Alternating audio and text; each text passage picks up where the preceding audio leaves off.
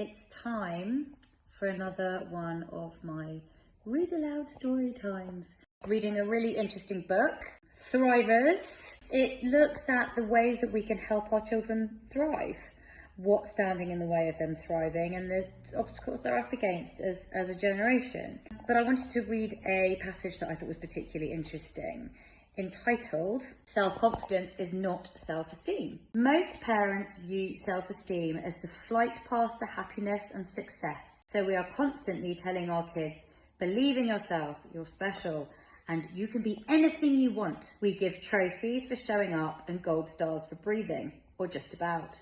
We smooth over every bump, solve any problem, and never ever let them fail. But our well-intended efforts, and they are well-intended, our well-intended efforts are reaping dismal returns.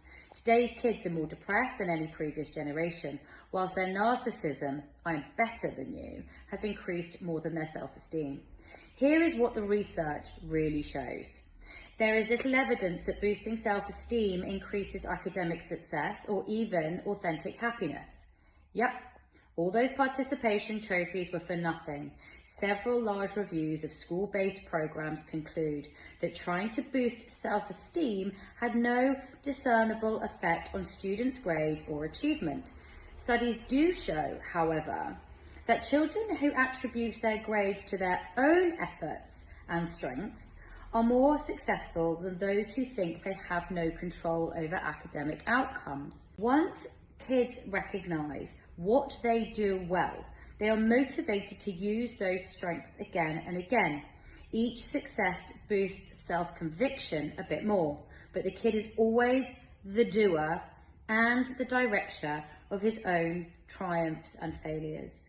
Real self-confidence is an outcome of doing well, facing obstacles, creating solutions and snapping back on your own. Fixing their problems, doing their tasks or making things easier for them only makes kids think, they don't believe I can. Kids who have self-assuredness know that they can fail but also rebound, and that is why we must unleash ourselves from hovering, snowplowing and rescuing. Thrivers are always self-directed. We have to let them struggle a little bit.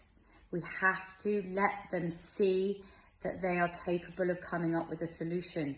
We have to let them feel uncomfortable. And the reality of it is that we don't let them feel uncomfortable because it makes us feel so uncomfortable. So we have to learn to start to sit in our own discomfort, to allow them a little bit of space to spread their wings and realise what they're actually